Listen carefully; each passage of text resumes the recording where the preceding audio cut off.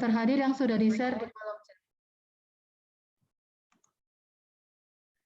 Ulangi lagi, kami persilakan kepada orang tua siswa untuk mengisi daftar hadir untuk kegiatan hari ini di link yang sudah di-share di chat. Terima kasih. Baik, Bismillahirrahmanirrahim. Assalamualaikum warahmatullahi wabarakatuh. Waalaikumsalam warahmatullahi wabarakatuh. Alhamdulillahirabbil alamin. Wassalatu wassalamu ala asrofil anbiya'i wal mursalin wa ala alihi wa sahbihi ajmain, amma ba'du.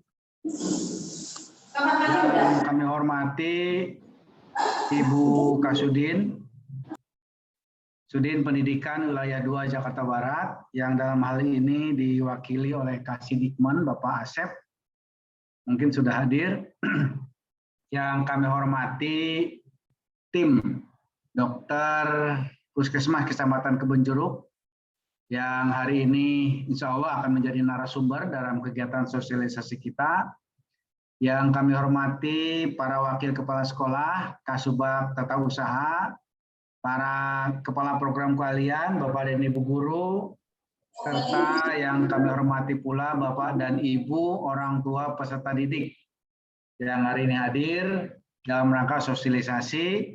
Demikian juga yang Bapak banggakan, anak-anakku yang hadir mendampingi orang tuanya dalam rangka kegiatan sosialisasi ini. Puji syukur, mari sama-sama kita panjatkan kehadirat Allah Subhanahu wa Ta'ala, Tuhan yang Maha Esa, karena atas segala limpahan rahmat serta nikmat-Nya, siang hari ini kita masih diberikan berbagai macam nikmat, terutama nikmat sehat, sehingga bisa hadir di kegiatan sosialisasi pada siang hari ini. Salawat serta salam semoga selalu tercurah kepada junjungan kita Nabi Muhammad Shallallahu Alaihi Wasallam, kepada keluarganya, kepada sahabatnya, dan kepada seluruh umatnya hingga yaumil akhir, dan mudah-mudahan kita berada di dalamnya. Amin ya rabbal alamin. Baik Bapak dan Ibu, alhamdulillah kita masih diberikan nikmat sehat dan umur panjang, ya. Kemudian kita bertatap layar pada siang hari ini dalam rangka sosialisasi tentang vaksin. Baik Bapak dan Ibu, kita sudah 1,5 tahun ya, Maret, April, Mei, Juni, Juli, Agustus, 1 tahun 6 bulan. Ya, sekolah ini sepi Bapak Ibu. Ya, sekolah ini sepi, yang hadir hanya beberapa saja, hanya untuk keperluan administrasi. Pada bulan April yang lalu, alhamdulillah SMK 60 sudah menjadi sekolah uji coba pembelajaran tatap muka. Alhamdulillah lancar dan berjalan terus sampai dengan akhir semester kemarin. Ya, sampai dengan bulan Juni berjalan. Pada bulan April kita gunakan untuk praktek pembelajaran persiapan untuk PKL. Kemudian dilanjutkan dengan praktek pembelajaran persiapan untuk uji kompetensi. Jadi pembelajaran tatap muka saat itu kita utamakan untuk praktek. Kemudian berlanjut sampai dengan ulangan akhir semester kemarin. Ya, memang belum semua, hanya sebagian kecil 30%. Kita berani menghadirkan putra-putri hanya 30%. Ya, baik yang kelas 11 sekarang maupun yang kelas 12 sekarang. Kalau yang sekarang kelas 10 belum. Ya, karena pada saat bulan Juli kemarin kembali negara kita dilanda kenaikan, ya, kenaikan grafik terpaparnya lebih banyak, sehingga pemerintah menerapkan kebijakan lain. Semua sekolah ditutup, termasuk yang sudah tatap muka, pembelajaran tatap muka piloting juga ditutup. Nah, kemudian program dari pemerintah selanjutnya adalah penyelenggaraan vaksin, ya, untuk mendukung ataupun untuk meningkatkan tingkat imun tubuh kita. Ya, program vaksin sudah dimulai dari usia 18 tahun ke atas di awal-awal. Kemudian sekarang memasuki program vaksin usia sekolah, ya, 12 sampai dengan 18 tahun.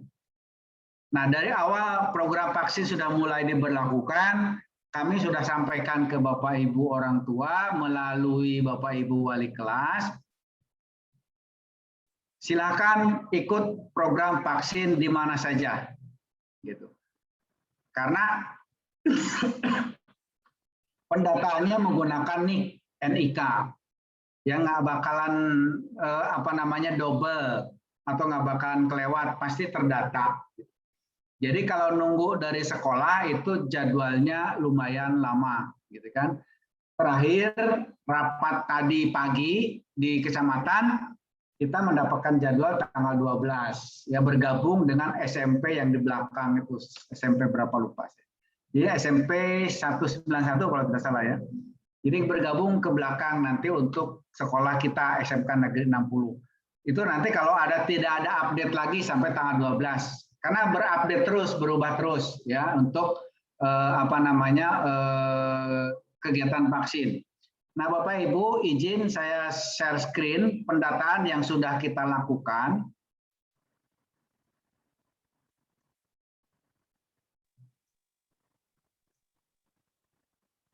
Sudah bisa dilihat layar saya, Bapak Ibu?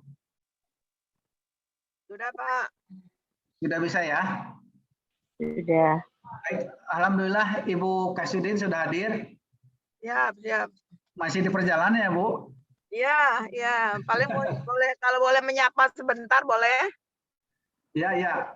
Silakan Bu, nanti Ibu dulu, nanti saya lanjutkan. Ah, ya, baik. Silakan, mungkin Ibu menyampaikan sambutan untuk acara ini. Silakan Ibu. Ya, baik. Pak Dadang izin di sini ada dokter puskesmas nggak? Sudah Bu, sudah ada, sudah hadir. Oh, baik, baik. Ya, baik Pak Dadang, terima kasih. Bismillahirrahmanirrahim. Assalamualaikum warahmatullahi wabarakatuh. Waalaikumsalam warahmatullahi wabarakatuh. Waalaikumsalam warahmatullahi wabarakatuh. Ya, yang saya hormati Kepala SMK Negeri 60, Pak Dadan. Terima kasih atas kesempatannya. Yang saya hormati tim medis dari puskesmas tempat. Kemudian Bapak Ibu yang tergabung dalam Zoom meeting siang hari ini dan juga peserta didik yang Ibu banggakan.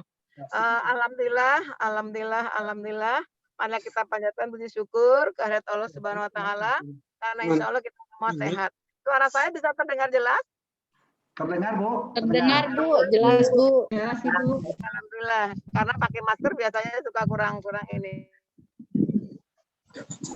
Saya ucapkan terima kasih hari ini Pak Dadan menginisiasi untuk menyampaikan program vaksinasi bagi pelajar usia 12 sampai 17 tahun. Jadi kalau untuk SMK pastinya usianya rata-rata pasti di atas 12 tahun. Jadi saya berharap Pak Dadan mudah-mudahan partisipasi dukungan dari para siswa dan juga orang tua itu bisa maksimal karena kita tahu bahwa vaksinasi ini merupakan salah satu upaya untuk kita membangun imun kebal kita bagus, mudah-mudahan tidak terpapar COVID. Kalau yang misalnya sudah terpapar kan pastinya juga nunggu 3 bulan baru bisa divaksin. Jadi saya berarti tidak ada yang takut vaksin, tidak ada yang menolak vaksin ya. Jadi mudah-mudahan Bapak Ibu, orang tua, peserta didik punya pemahaman yang benar tentang vaksinasi ini. Jadi vaksinasi ini adalah memang untuk membangun kekebalan tubuh kita dan juga kita pengen banget segera belajar di sekolah gitu ya. Jadi ketika belajar di sekolah ini diharapkan semua sudah divaksin gitu, termasuk keluarganya gitu ya. Jadi Pak Dadan, saya ingin banget ini waktu yang tersisa ini bisa didata betul peserta didik yang sudah vaksin berapa, yang belum divaksin berapa. Kemudian yang terkendala vaksin itu ada berapa agar supaya bisa didata dengan baik. Bapak Ibu, pasti Bu Dokter atau Pak Dokter nanti bisa menjelaskan tentang vaksinasi ini. Tapi saya ingin menghimbau seluruh warga SMK Negeri 60 untuk mendukung dan mensukseskan vaksinasi ini. Saya juga mohon kepada kepala sekolah untuk setiap hari mengupdate sentra-sentra vaksin agar supaya peserta didik ini bisa diarahkan. Jadi boleh tidak menunggu jadwal. Jadwalnya memang sampai dengan tanggal 13 itu diharapkan sudah selesai. Sebelum 17 Agustus seluruhnya sudah selesai. Oleh karena itu mobilisasi peserta didik ini diarahkan, ya, diarahkan. Jadi tidak menunggu jadwal karena mudah-mudahan vaksin dosis pertama ini bisa segera dilakukan, kemudian nanti menyusul dosis yang kedua. Karena kalau Sinovac ini batas waktunya 28 hari. Jadi kalau sekarang di vaksin pertama nunggu 28 hari baru akan divaksin yang dosis kedua.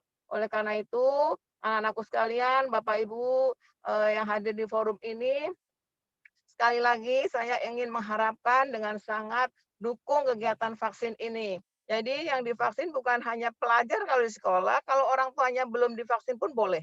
Di mana aja boleh karena datanya bayi, data kependudukan NIK.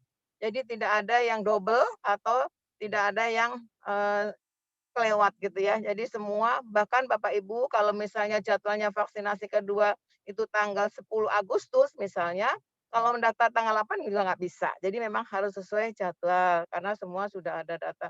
Pak Dadan, sekali lagi saya ucapkan mudah-mudahan forum ini menjadi sangat baik untuk pertama memberikan pemahaman tentang vaksinasi buat pelajar khususnya usia 12 sampai 17 tahun.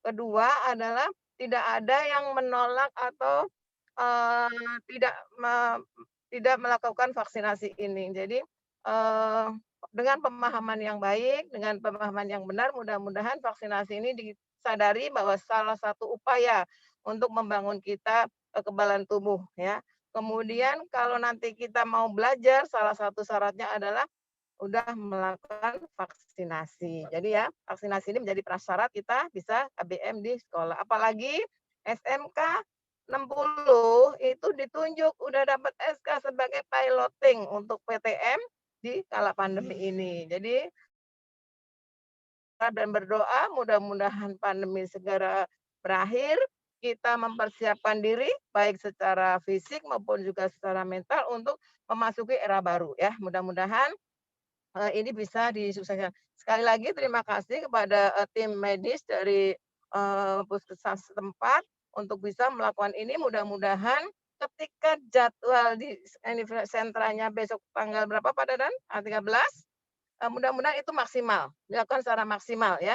Dan Bapak Ibu yang belum vaksin, bagi orang tua itu boleh vaksin di mana aja boleh gitu ya. Jadi kalau di satu rumah itu ada ayah, bunda, putranya 2, kalau putranya 2 divaksin, Bapak Ibunya nggak divaksin kan juga kurang maksimal juga. Jadi semua diharapkan bisa dilakukan vaksin. Barangkali itu Pak Dadan, sekali lagi saya izin ini dalam perjalanan karena harus rapat ke dinas. Jadi saya berharap kesempatan ini bisa tersampaikan dengan baik mengenai vaksinasi dan juga dukungannya maksimal. Mudah-mudahan peserta didik di SMK 60 bisa 100% bisa divaksin semua gitu ya. Amin, amin, amin. Barangkali itu Pak Dadan, sekali lagi Baik, setiap hari kita diupdate, diminta untuk laporannya, untuk progresnya. Mudah-mudahan JB2 bisa maksimal pada saatnya nanti bisa 100%. Terima kasih Bapak Ibu sekalian. Salam sehat, salam sejahtera buat kita semua. Salam cerdas. Cerdas, sehat dan bahagia buat kita semua. terima kasih Bu. Assalamualaikum warahmatullahi wabarakatuh. Waalaikumsalam warahmatullahi wabarakatuh. Baik, terima kasih Bu. Ya, terima kasih. Siap. Baik, terima kasih Ibu Kasudin atas arahannya yang disampaikan kepada kita. Selamat jalan, semoga sampai di tempat tujuan ya Bu. Menuju ke dinas lancar-lancar saja di jalan. Baik Bapak dan Ibu, saya teruskan tadi screen share yang saya sampaikan. Baik Bapak Ibu, setelah dimulainya vaksin untuk anak sekolah 2 minggu yang lalu, itu setiap minggu kita update terus.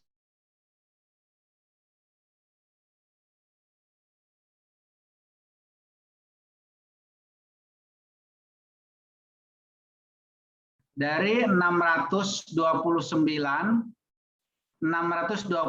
jumlah siswa keseluruhannya, sudah divaksin 305. Ya, yang belum 324. Jadi sudah mencapai 48%, 4,49 ya, yang sudah divaksin. Jadi hampir menuju setengahnya lah, 50%. Kemudian di antara yang belum vaksin ini, dari pendataan yang kita lakukan, ada 35 peserta didik yang tidak diizinkan oleh orang tua. Nah, kami yakin tidak diizinkannya vaksin ini bukan karena menolak vaksin, bukan. Kami yakin pasti ada misalnya ada riwayat penyakit sehingga masih ada kekhawatiran atau ketakutan kalau anaknya divaksin.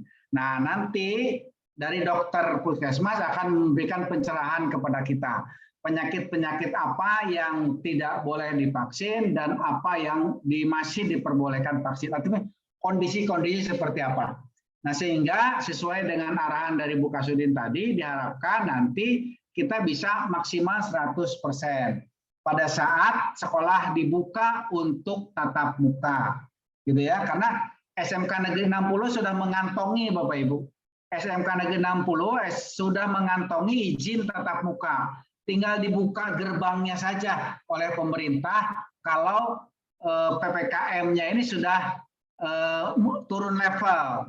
Ya, sudah turun level, kemudian pendidikan boleh dibuka 50% misalnya, maka kita sudah mulai dibuka, gitu. Ya, kita sudah memiliki syarat itu.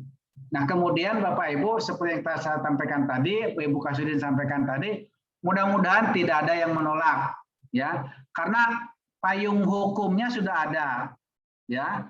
Jadi payung hukum untuk vaksin ini, Bapak Ibu sudah, sebentar.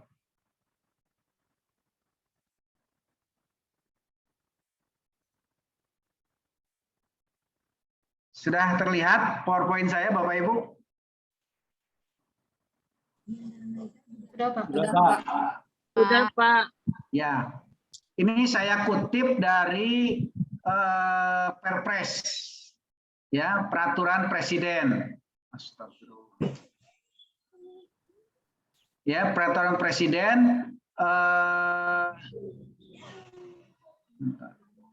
nomor 14 tahun 2021.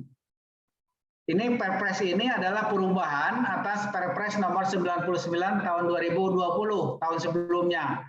Perubahan yang terjadi ada penambahan di beberapa ayat, yaitu pasal 13. Di pasal 13 ada penambahan pasal 13A. Bunyinya seperti ini, Bapak Ibu, saya bacakan. Jadi di Perpres itu ayat 1 pasal 13A-nya itu Kementerian Kesehatan melakukan pendataan dan menetapkan sasaran penerima vaksin.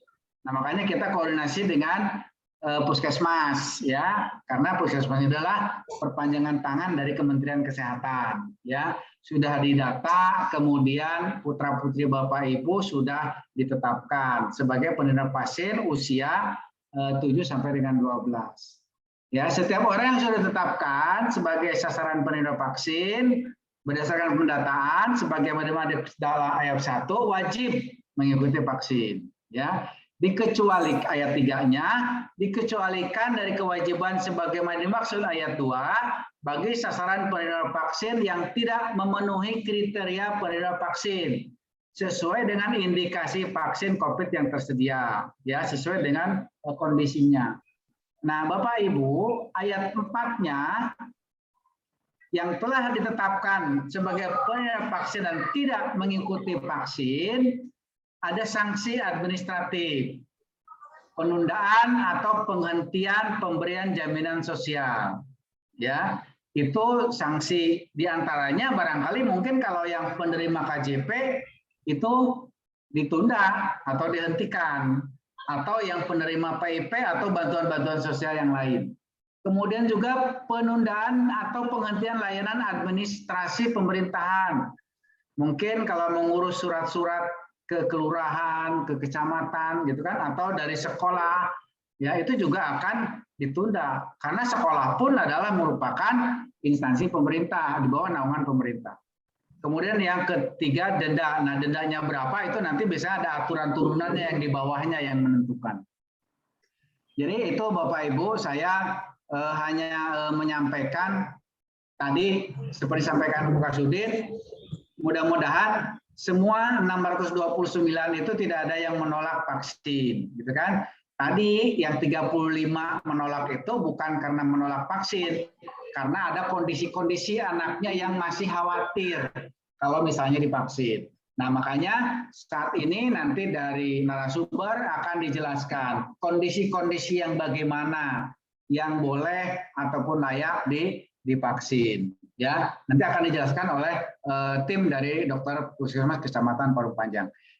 Parung Panjang, Kebonjeruk, maaf Bapak Ibu. Saya tempat tinggal di Parung Panjang, jadi Keseleo dari Parung Panjang. Baik, saya kira itu Bapak Ibu yang bisa saya sampaikan. Mudah-mudahan harapan kita semua seperti harapan Bu Kasudin tadi, wacana ini ataupun media ini menjadi pencerahan buat kita mengenai pentingnya vaksin. Ya, jadi jangan sampai nanti teman-teman yang lain bisa masuk ke sekolah, putra-putri Bapak Ibu yang belum vaksin terpaksa harus masih di rumah, harus masih online gitu kan. Itu nanti kita juga mungkin kita tidak akan tahu nanti aturan ke depannya gitu. Jadi dikhawatirkan begitu. Ya, jadi ada aturan yang belum vaksin seperti sekarang aja mau naik bis gitu kan, mau naik pesawat gitu kan suka ada harus menunjukkan kartu vaksin gitu kan. Nah, itu mudah-mudahan kita nanti pada saat proses sudah mulai PTM semua sudah vaksin. Jadi hanya tinggal separohnya lah kalau di SMK Negeri 60. Demikian juga Bapak Ibu, orang tua atau saudara-saudaranya diharapkan sih sudah semua vaksin gitu kan. Untuk yang yang layak tadi yang boleh kondisinya boleh vaksin ya, artinya tidak harus semua harus vaksin, tidak. Tentunya ada kondisi, ada syarat-syarat tertentu yang boleh vaksin ataupun ada syarat tertentu yang tidak boleh vaksin. Saya kira itu Bapak Ibu. Terima kasih atas perhatiannya dan saya kembalikan ke Bu Roy sebagai pembawa acara. Billahi taufiq wal hidayah. Wassalamualaikum warahmatullahi wabarakatuh. Waalaikumsalam warahmatullahi wabarakatuh. Terima kasih pada Pak Dadan Sabudin yang telah memberikan sambutannya. Demikian Bapak Ibu penjelasan atau sambutan dari Bapak Dadan Sabudin selaku Kepala SMK Negeri 60 Jakarta. Dan semoga nanti Bapak dan Ibu menjadi lebih nambah pengetahuannya kenapa anak-anak kita perlu divaksin. Baiklah, untuk berikutnya mari kita masukin ke acara inti yaitu sosialisasi mengenai vaksin COVID-19 yang akan disampaikan oleh tim dokter dari Puskesmas Kecamatan Kebonjeruk. Kepada Dr. Indah, kami persilahkan. Minta share screen, Bu. Ya, silakan Ibu. Ini di sini ya?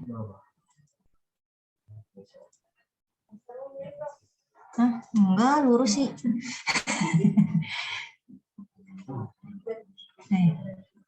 Ini digabungin satu nggak ya?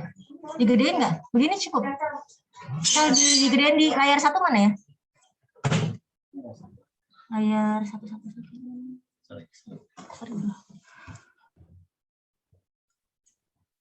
Oh, perlu gedein gitu loh.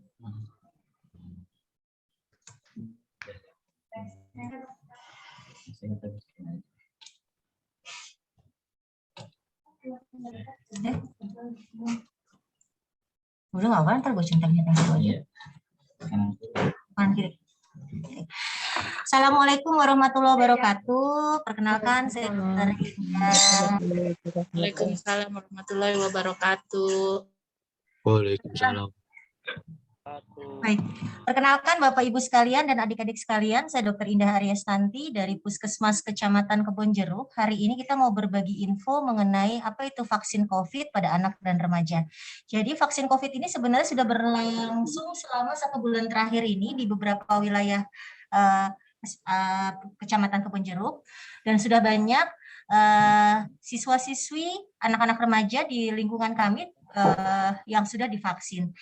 Jadi mungkin masih banyak yang mungkin masih ada yang bingung kenapa sih harus divaksin atau bagaimana dan apa saja kendalanya. Nanti kita lihat di sini sambil berjalan ya. Oke. COVID-19 disebabkan oleh virus ditularkan secara kontak dia bisa jadi tanpa gejala, bisa dengan gejala ringan seperti demam, batuk pilek, sakit pada otot, bisa ada gejala berat yang menjurus ke arah sesak dengan sindrom gangguan napas akut. Bisa terjadi shock, gangguan perdarahan. Pada bayi dan anak prasekolah lebih rentan untuk mengalami gejala berat ya. Ini sekitar 10,6%, dan untuk bayi bisa sampai 3% untuk anak lebih dari 16 tahun. Pencegahannya adalah dengan percepatan imunisasi di samping protokol kesehatan yang ketat. Latar belakangnya kenapa IDAI atau Ikatan Dokter Anak Indonesia harus diwajibkan pada anak-anak harus pemberian vaksin COVID-19 pada anak dan remaja. Kasus-kasus positif COVID pada anak usia 0-18 tahun ternyata sampai saat ini kasusnya berjumlah 12,6%. Jadi secara garis besar dikatakan bahwa dari satu anak dari 8 orang yang tertular COVID-19 bisa terjadi angka kematian mencapai 0,6%. Kasus positifnya ternyata mencapai 9,7% dari anak usia 6-18 tahun. Anak dapat tertular atau menularkan virus corona dari orang sekitarnya.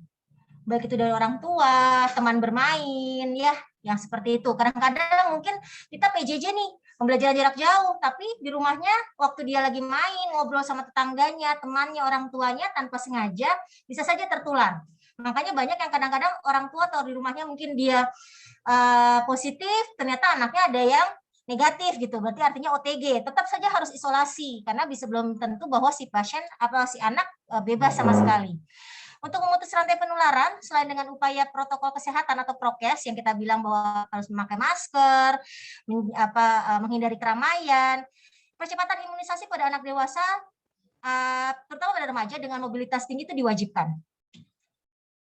Oke, ini syarat-syarat yang tidak boleh diberikan adalah 1. Pada saat mau divaksin, pasien tidak boleh demam di atas 37,5 derajat. Dan pasien harus sembuh dari COVID-19 selama lebih dari 3 bulan. Atau bila pernah mendapat imunisasi atau vaksin lainnya, dijarakkan kurang lebih 1 bulan setelahnya. Jadi kalau misalkan nih, kan banyak di luaran, oh saya udah divaksin, vaksinnya apa? Oh kemarin ada misalkan keluarganya baru divaksin di tempat lain, vaksin flu misalkan. Tapi kan itu bukan vaksin COVID. Boleh nggak diberikan? Boleh, tapi harus dijarakkan 1 bulan. Gitu ya. Pasien, anak dan remaja dengan kondisi hamil, darah tinggi ini ada prasyaratnya, tidak semua darah tinggi bahwa dia tidak divaksin, tapi kalau dia tidak terkendali atau tidak minum obat, atau pada saat datang, pasiennya itu tekanan darahnya di atas dari 180/110. Kencing manis atau diabetes mellitus boleh nggak divaksin? Boleh, asalkan pasien terkendali dengan obat atau minum obat secara teratur. Artinya, kalau ada di luaran sana bahwa pasien-pasien darah tinggi dan gula itu tidak boleh divaksin, itu salah. Artinya yang ditunda, mereka itu ditunda ya. Ini tidak diberikan itu bukan berarti dia tidak diberikan sama sekali, tapi ditunda seperti itu. Nah, yang harus dikonsultasikan pada dokter anak adalah mereka-mereka yang memiliki defisiensi imun primer, penyakit syaraf, kanker, mendapat pengobatan imunosupresan seperti sitostastika atau kemoterapi. Nah, ini sakit kronis, jangan semuanya dianggap, oh saya sakit kronis. Biasanya yang kami dapatkan adalah riwayat asma dan saat ini sedang serangan. Atau riwayat sakit jantung dan saat ini sedang sesak. Kalau pasien asma dan dia terkontrol atau terkendali, diperbolehkan untuk vaksin. Kalau dia riwayat sakit jantung dan sakit jantungnya terkendali, boleh divaksin. Nah, kelainan kongenital ini tidak semuanya bahwa tidak boleh. Mungkin nanti bisa dapat rekomendasi dari dokter anaknya apakah boleh atau tidak boleh. Pada beberapa kasus masih diperbolehkan. Jadi nanti kalau misalkan itu ditunda, bukan tidak diberikan sama sekali. Oke, ini yang pengaruhi respon imun pasca imunisasi. Ada dari umur, seksual itu bisa laki perempuan, genetik, atau komorbiditasnya. Ya, komorbidnya, pemberatnya apa? Perinatal host factor, dari gestational age, birth weight, breastfeeding. Breastfeeding itu menyusuinya.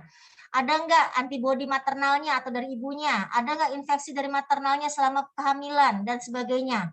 Ini yang pengaruh banget sama respon pasca imunisasi. Jadi jangan pernah bilang, oh nanti akan A, B, C, D. Itu biasanya belum tentu terjadi pada semua orang.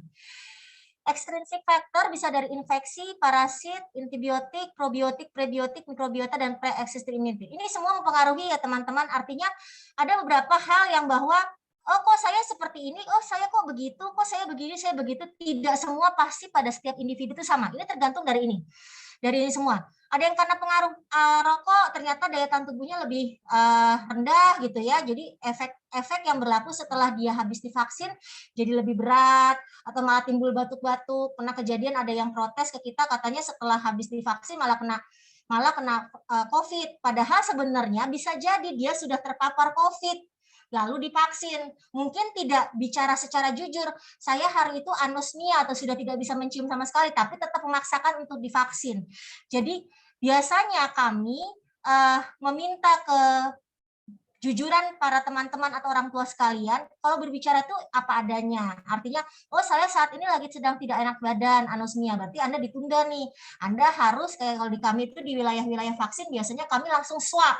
Anda mengaku Anda batuk, Anda mengaku Anda demam, Anda mengaku Anda tidak mencium, hari itu juga kami daftarkan untuk swab PCR. Jadi harus diswab, nanti didaftarkan besok atau lusanya untuk diswab di puskesmas kecamatan atau di wilayah di puskesmas kelurahan kalau memang sudah bisa didaftarkan. Lalu kegemukan, yang terlalu kurus sama terlalu gemuk juga akan mempengaruhi dari respon imun pasca vaksinasi juga. Lalu lingkungan di sekitarnya, dari faktor vaksinnya itu sendiri atau pada saat penyuntikan. Kayak ini ternyata vaksin itu sangat menolong di beberapa orang yang sedang berjuang untuk penanganan COVID-19 dari Eropa, Asia, Amerika Latin, Timur Tengah, dan Afrika. Oke, di Cina sendiri pemberian Sinovac sudah mulai dari usia 3-17 tahun sejak 2 Juni 2021. Sudah dilakukan penelitian, ternyata uji klinisnya 1 dan 2 Desember 2020, publikasi pertama dengan Lancet 2 dosis interval 28 hari pada fase 2 serokonversi. 96,8% dan 100% penggunaan darurat, WHO sudah menyetujui penggunaan darurat pada umur di atas 18 tahun. Dari Prancis, Pfizer mulai usia 12 tahun dan ini digunakan sejak 15 Juni 2021. Di Dubai, Pfizer 12-15 tahun dan digunakan 1 Juni 2021. Di Singapura, di usia 12-18 tahun 1 Juni 2021. Di Filipina, Pfizer juga 12-15 tahun dan mulai start digunakan 26 Mei 2021. Dan di Jepang, Pfizer mulai usia 12 tahun dan mulai dipergunakan pada tanggal 28 Mei 2021. Oke, vaksin Sinovac kita adalah vaksin inaktif. Dapat disimpan di suhu 2-8 derajat, efektivitasnya ternyata 65%.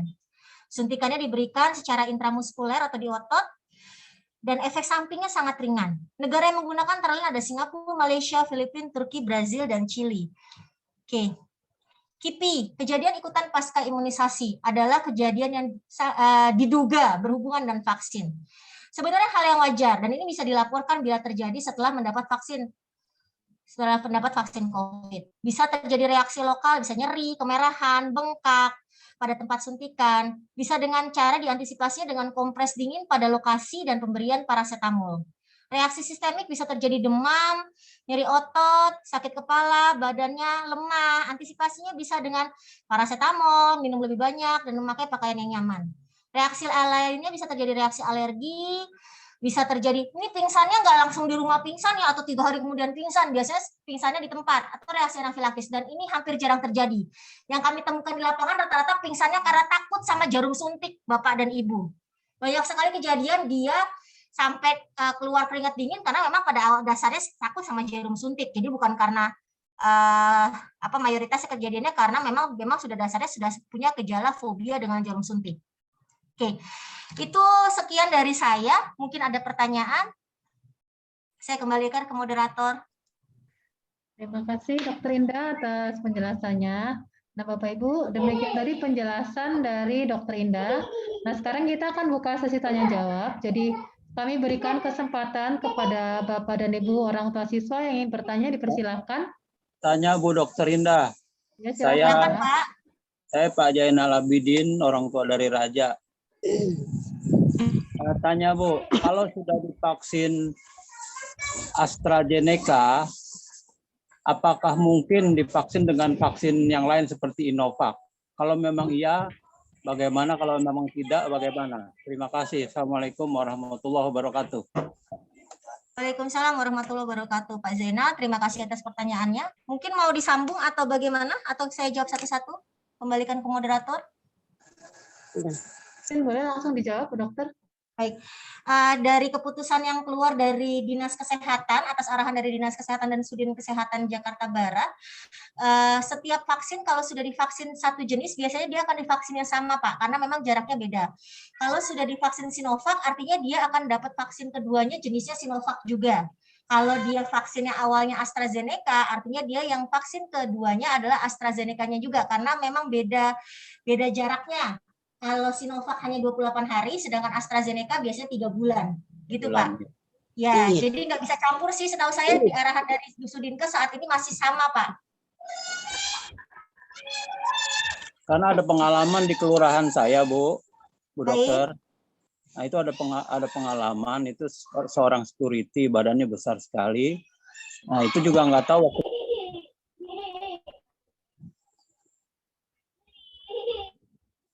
Ya, Pak. Suaranya hilang, Pak. Bapak Zainal, suaranya hilang. Pertanyaannya belum selesai. Kepencet itu, mic-nya kepencet kali. Pak Zainal, suaranya ke mute, Pak. Oh ya, maaf, kepencet, Pak. Jadi di pengalaman di kelurahan saya, itu ada terjadi seorang security, ya, badannya sangat sterek sekali besar. Ternyata dia kejang-kejang. Nah, itu setelah dia ditelusuri, diperiksa, antara vaksin pertama dan kedua itu berbeda. Nah, akhirnya sempat dirawat orang itu. Terima kasih. Oke, saya bukan yang petugas yang bertugas, itu nanti mungkin harus diselidiki lebih lanjut, Pak. Apakah memang ada apakah di balik itu, kita nggak tahu, Pak. Harus ditanyakan ke wilayah setempatnya atau ke dokter yang memeriksanya atau dokter yang bertugas saat itu. Karena kemarin juga sempat ada aduan, ada salah satu murid yang dia sudah vaksin di tempat lain, terus dia ngomongnya tidak jujur ke petugas. Ngomongnya beda, dibilang bahwa dia belum. Nah, ini makanya harus diingatkan kepada para guru, tolong jujur kalau sudah divaksin di tempat lain atau sudah memakai tempat misalkan sudah pernah divaksin tapi jenisnya Sinovac, harus bilang. Atau kadang-kadang ada yang sering bingung nih, Pak, karena ini sudah mulai berjalan 2 vaksin dengan 2 orang yang berbeda, yang sudah pernah diberikan Sinovac sama yang sudah diberikan AZ. Kalau orangnya bingung, dia harusnya di jajarannya Sinovac tiba-tiba masuk ke AZ. Nah, ini berarti harus ada pemantau di wilayah yang harus menjaga, jangan sampai dia bingung, keblenger sendiri, dia akhirnya salah masuk tempat, gitu, Pak. Jadi memang dibutuhkan fokus, jangan-jangan pasiennya tidak fokus atau yang mau divaksin tidak fokus atau tidak jujur. Ini yang kejadian banyak di wilayah adalah tidak jujur atau tidak fokus. Ditanya enggak, ternyata iya, gitu kan. Nah, yang kayak gitu-gitu, Pak. Jadi saya nggak bisa mengatakan salah atau benar, itu saya kembalikan lagi ke wilayah yang bertugas, Pak. Bagaimana kejadiannya mereka yang lebih tahu kronologisnya. Begitu, Pak. Ya, makasih, Bu. Terima kasih, Pak Zainal. Terima kasih, Dokter Indah. Oke, Bapak Ibu silakan yang mau bertanya lagi. Assalamualaikum, Bu. Saya orang tua Zairaya. Silakan, Ibu. Saya mau tanya, saya seperti dokter jelaskan tadi tuh, kan seandainya pernah terpapar COVID atau positif, baru boleh vaksin lagi setelah 3 bulan gitu ya, Dok? Iya, betul. Saya sempat nanya juga sama dokter yang biasa saya datangin kalau ada masalah kesehatan, tapi kata beliau nggak apa-apa gitu, ya minimal sebulan atau maksimalnya 2 bulan boleh divaksin gitu, nggak masalah. Yang sebenarnya seperti apa sih, Dok, dan kenapa, apa penyebabnya seandainya sudah pernah positif tapi pengen vaksin harus nunggu 3 bulan itu kenapa, Dok? Terima kasih, Dok. Assalamualaikum. Arahan saya kembalikan ke aturan dari SOP yang berlaku dari Dinas Kesehatan ya, Bu. Kalau memang menurut jurnal, kalau dokter awam, kalau kami menurut jurnal penelitian dari Ikatan Dokter Indonesia atau mereka yang dari jurnal luar negeri, memang sebenarnya sehabis vaksin pun tidak perlu harus nunggu 3 bulan, boleh aja divaksin. Tapi kita ngikutin SOP, Bu, aturan pemerintah.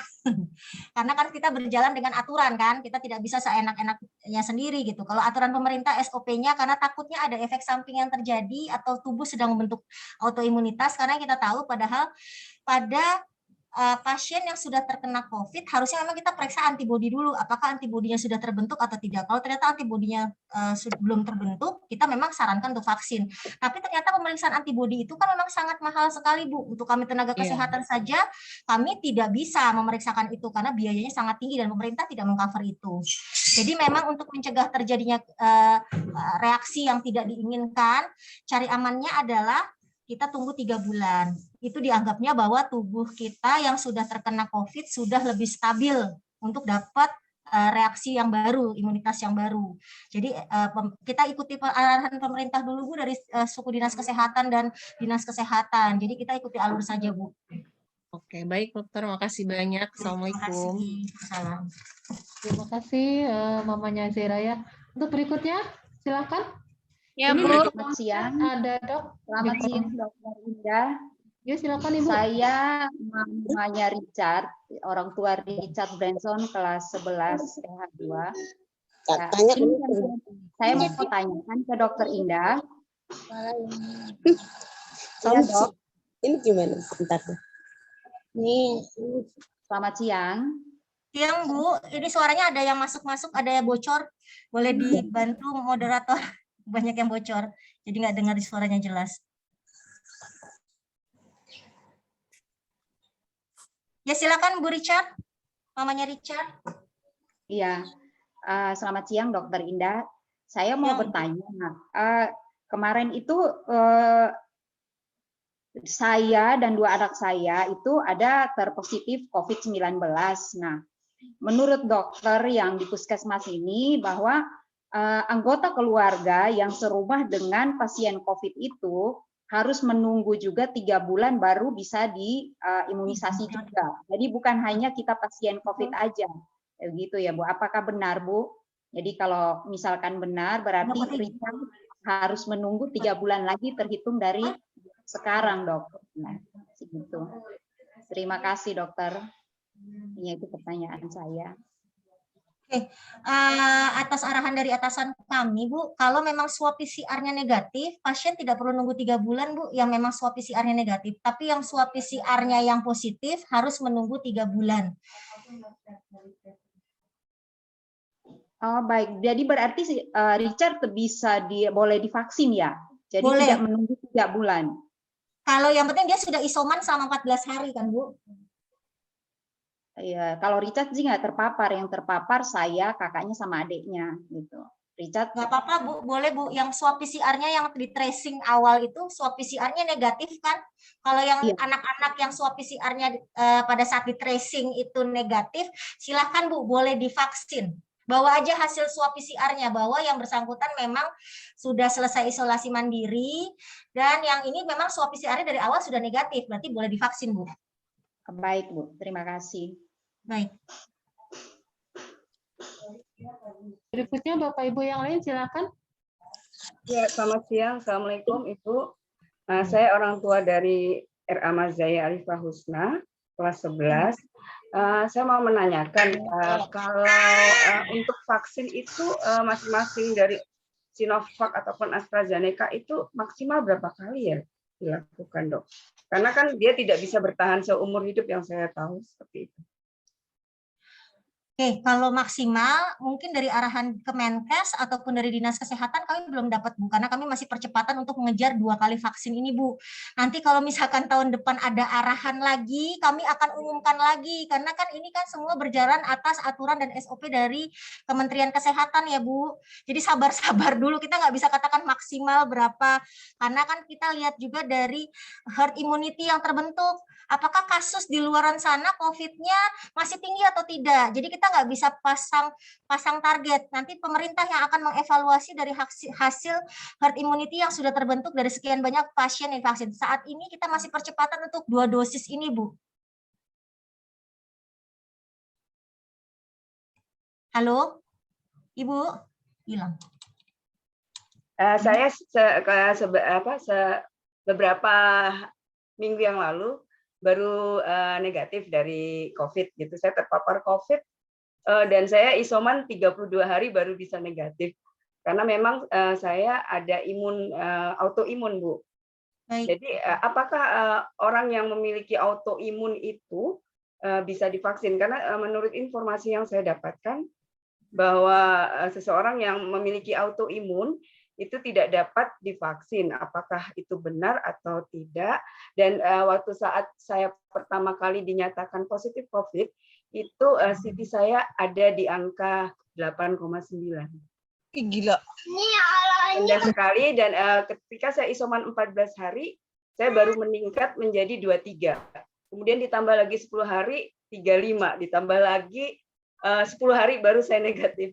Tapi alhamdulillah anak saya dari pertama dia negatif, padahal dia kontak erat sama saya.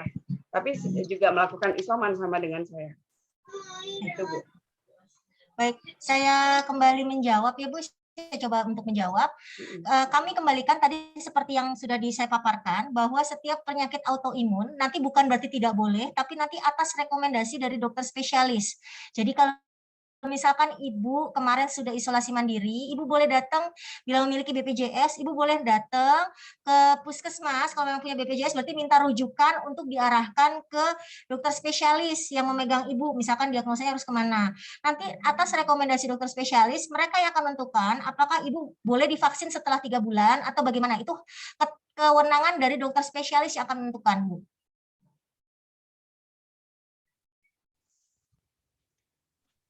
Maaf, saya Mama Puji. Kalau autoimun sama ITP sama nggak, Dok? Itu. Soalnya anak saya ada yang riwayat ITP. Jadi kemarin itu belum sempat vaksin. Gimana tuh, Dok? Jadi Bu, waalaikumsalam, terima kasih banyak. Saya jangan apa ya bahasa saya?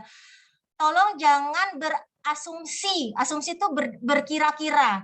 Tolong mereka semua yang memiliki riwayat penyakit terdahulu, minta tolong konsul ke dokter di puskesmas supaya dapat rekomendasi ke dokter spesialis.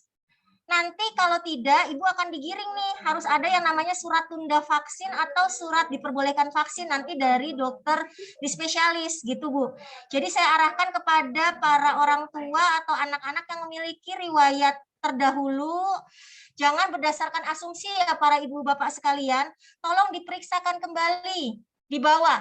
Ini banyak di media sosial, kayak hari ini saja saya lagi sedang bertugas di poli atas nih, di poli lansia PTM dan poli umum, banyak pasien yang minta rekomendasi tidak diperbolehkan untuk vaksin. Tidak ada itu. Yang ada, kami akan berikan pengantar untuk pasien, pemeriksa lebih lanjut apakah memang pasien harus dirujuk ke dokter spesialis yang menentukan apakah mereka wajib divaksin atau tidak, atau ditunda vaksin sampai kendalanya keadaan mereka terkendali.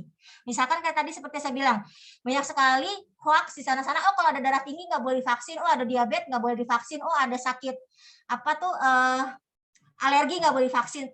Tidak Bu, semua itu tidak. Tetap harus datang, tolong konsultasi, jangan melalui media sosial, tolong datang ke fasilitas kesehatan terdekat. Nanti kalau memang membutuhkan rekomendasi dokter spesialis, Ibu Bapak sekalian akan dirujuk ke wilayah sempat yang mereka yang akan menentukan apakah Bapak Ibu sekalian setelah dilakukan pemeriksaan lanjutan boleh divaksin atau tidak. Seperti itu ya Bapak Ibu sekalian. Ya, baik. Assalamualaikum, saya mamanya Lutfi. Waalaikumsalam warahmatullahi wabarakatuh. Lutfi kan 2 minggu yang lalu positif COVID ya, terpapar ya. Udah melakukan isoman selama 14 hari. Apakah tetap wajib PCR, Dok? Baik Bu, ini sudah berapa kali saya kemarin share di beberapa grup. PCR tidak perlu dilakukan setelah isolasi mandiri Ibu sayang, kecuali memang Ibu mau pribadi, itu terserah. Tapi kalau dari Kementerian Kesehatan tidak disarankan untuk PCR ulang Bu, karena karena gini, dari hasil yang kita paparkan yang mengenai PCR negatif, karena kadang-kadang yang lebih penting adalah autoimunitas, apalagi anak-anak ya sering kadang-kadang imunitasnya jauh lebih baik gitu. Nggak perlu Bu, yang penting isolasi mandirinya sudah 14 hari, artinya memang pasien sudah memenuhi kriteria dan dia tidak bergejala. Beda ceritanya kalau si pasien masih bergejala, artinya dia harus menambah lagi atau harus diswab ulang karena sudah masih bergejala gitu. Kalaupun nanti suatu saat timbul gejala, bisa kok dilakukan swab PCR ulang asalkan bergejala tadi batuk, sesak, demam. Kemarin udah pernah nih Bu, saya sekitar 1 bulan yang lalu dari swab PCR sudah isolasi mandiri 14 hari. Ternyata selang 2 minggu atau 3 minggu kemudian bergejala lagi, hilang penciuman, demam, sesak. Nah itu bisa di swab PCR ulang. Jadi nggak perlu Bu untuk PCR yang kedua. Yang diperlukan saat ini arahan dari Kementerian Kesehatan adalah isolasi mandiri selama 14 hari. Oke, makasih ya Dokter Indah. Assalamualaikum. Waalaikumsalam. Assalamualaikum Bu. Assalamualaikum Bu. Baik, silakan Ibu. Assalamualaikum Bu. Dokter Indah. Iya Ibu. Dokter, anak saya Irgi kan waktu tanggal 27 Juli kemarin udah daftar vaksin ya Dok. Terus sebelum divaksin petugas saya cerita sama petugasnya kalau Irgi pernah panas Dok, panas tinggi terus muntah, tapi seharian doang. Nah setelah Irgi sakit, saya sakit Dok, sampai hilang penciuman. Irgi sembuh tuh Dok sehari. Terus selang 3 hari lagi ayahnya, tapi kami semua nggak cek swab gitu Dok. Nah terus sama petugasnya diarahin, Ibu nunggu 3 bulan, soalnya dalam satu rumah itu ada yang hilang penciuman, gitu ya Dok. Nah yang mau saya tanya nih Dok, abangnya Irgi itu kan besok mau vaksin. Dia nggak punya gejala waktu kita sakit, Irgi sakit, dia nggak sakit. Itu boleh nggak Dok? Gini, saat ini ada gejala nggak Bu, abangnya Irgi? Nggak ada. Nggak ada. Ya udah vaksin aja Bu. Kami kan sakit dari tanggal 22 Juni Dok, udah sebulan lebih. Ini pembelajaran buat para Bapak Ibu sekalian, buat para adik-adik sekalian. Tolong jangan takut Bu sama COVID, nggak akan ngegigit kok Bu. Paling cuma disuruh kerem aja di rumah. Artinya gini, pada saat ada gejala, tolong periksa swab PCR. Gratis Bu, nggak ditarik bayaran. Itu lebih memperjelas apakah Ibu memang direkomendasikan harus vaksin atau enggak. Saya sendiri pengalaman dengan diri saya bahwa saya juga pernah jadi penyintas. Artinya pada saat kemarin kami jadi penyintas satu keluarga, kami banyak berkontribusi pada teman-teman, terutama kemarin pada orang tua saya yang kebetulan membutuhkan plasma konvalesen. Bisa bantu orang Bu, kalau udah sakit, donor plasma konvalesen itu dibutuhkan di mana-mana. Artinya jangan takut untuk memeriksakan diri. Kadang-kadang orang takut gara-gara cuma takut dikurung 14 hari, padahal kan bisa dibantu. Artinya kalau bisa bergejala, periksa dulu PCR-nya, bisa komunikasi ke puskesmas, ada Poli-ISPA di belakang di Puskesmas Kecamatan Kebonjeruk. Tapi kalau memang sekarang sedang tidak ada gejala, berarti besok datang saja ke sentra vaksin terdekat, silahkan divaksin. Seperti itu Bu. Tapi harus disampaikan riwayat-riwayat yang sebelumnya ya Bu. Ya, itu udah saya sampaikan Dok, waktu anak saya Irgin yang di SMK 60 itu mau vaksin. Saya cerita kayak gitu, cuma yang saya mau tanyakan nih, abangnya nggak ada gejala waktu kita sakit semua Dok. Besok dia mau vaksin, boleh ya Dok ya? Silakan Bu, dicoba aja datang ke sentra vaksin terdekat. Nanti dokternya akan yang akan menapis bagaimana, apakah memang diizinkan atau tidak. Oke, makasih ya Dok. Assalamualaikum Dok. Assalamualaikum. Assalamualaikum. Assalamualaikum. Saya. Silakan Ibu. Assalamualaikum. Saya orang tua Anggun. Assalamualaikum Dok, saya mamanya Mipta Paujia, kelas APH 10, kelas 10 APH 1 Dok. Mau tanya, anak saya pernah operasi katarak waktu umur 3 tahun, apakah itu boleh? Silakan Bu, tidak berhubungan erat Bu, silakan. Assalamualaikum Bu. Assalamualaikum. Waalaikumsalam. Assalamualaikum. Silakan Ibu. Saya orang tua Eka Wahyuni, TB 1. Mau nanya, kalau kan bapaknya Eka Wahyuni kan pernah gula tubuh tinggi, itu boleh ya Bu? Suntik vaksin Bu. Terima kasih. Jadi sudah dijelaskan ya Bu, sakit gula, diabetes mellitus, asalkan terkontrol, silakan divaksin Bu. Oh boleh ya, makasih Bu. Tadi udah paham ya di paparan saya, sakit darah tinggi, gula, asalkan terkendali silahkan divaksin. Sudah saya paparkan di awal, tolong disimak baik-baik. Iya, iya. Makasih ya, Bu. Makasih, Bu. Baik, assalamualaikum. Assalamualaikum, Bu. Waalaikumsalam. Ibu silakan langsung ke pertanyaan, boleh? Ya, saya orang tua dari Anggun Dinasti Amalia. Saya mau bertanya nih, Bu. Silakan, Bu. Iya, kan 2 minggu yang lalu nih si Anggunnya demam sekitar 3 hari. Terus dia tidak bisa membau. Apakah itu harus dilakukan swab dulu ya, Bu, untuk menjalani vaksinasi ini? Terima kasih. Bu, kenapa nggak periksa, Bu, kemarin? Iya, anaknya nggak mau, Bu, takut disuap katanya. Ya udah.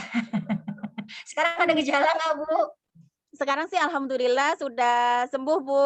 Udah 2 minggu yang lalu itu demamnya. Terus sekarang seminggu ini udah alhamdulillah udah sehat, Bu.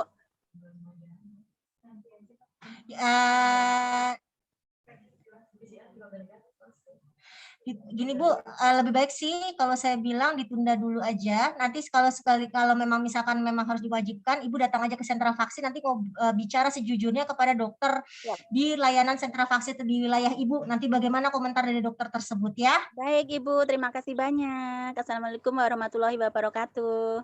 Waalaikumsalam. Ibu tadi yang autoimun sama ITP, akhirnya kan saya ke rumah sakit Harapan Kita, kan adiknya Puji kan itu punya ITP, riwayat ITP. Terus saya ke Harapan Kita, tadinya saya mau minta surat rujukan doang buat itu keterangan dokter, apa boleh udah itu buat divaksin. Terus kata dokternya, nggak apa-apa, yang penting sudah tidak minum obat selama 5 tahun atau 3 tahun. Dari situ saya ya udah nggak usah minta surat keterangan kalau udah dibilang kayak gitu. Nggak bisa, Bu, itu nanti Ibu harus minta keterangannya, Bu, sama dokternya, karena itu nanti akan diminta pada saat nanti ada dari wilayah kantor kelurahan ataupun dari kantor dari kantor kecamatan yang datang ke wilayah masing-masing, pasti didatengin, Bu, satu rumah ke satu rumah. Ibu akan ditanya sudah divaksin belum, mana bukti vaksinnya. Kalau memang ditunda atau diperbolehkan, Ibu harus ada pengantar tertulis dari rumah sakit dokter spesialisnya ya, Bu. Jadi harus punya, Bu. Ya kan?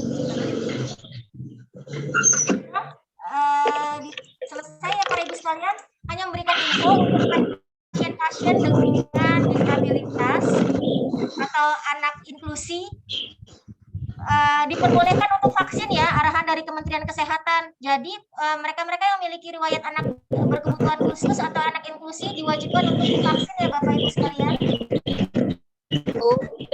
Boleh satu pertanyaan lagi, Bunda? Silakan. Maaf, bocor Ibu, nggak kedengaran suaranya, ada yang bocor?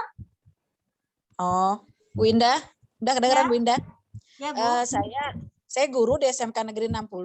Bu Indah, kita KTP-nya Tangerang, boleh tidak? Kalau kita misalnya boleh, PCR di puskesmas dekat kalau PCR nggak bisa, kalau vaksin boleh, Bu. Kalau PCR harus di wilayah domisili tempat tinggal masing-masing. Kalau PCR karena aturan dari Kemenkes harus berdasarkan wilayah domisili masing-masing. Meskipun misalkan KTP Bu Tangerang, tapi Bu domisilinya di Jakarta, silakan.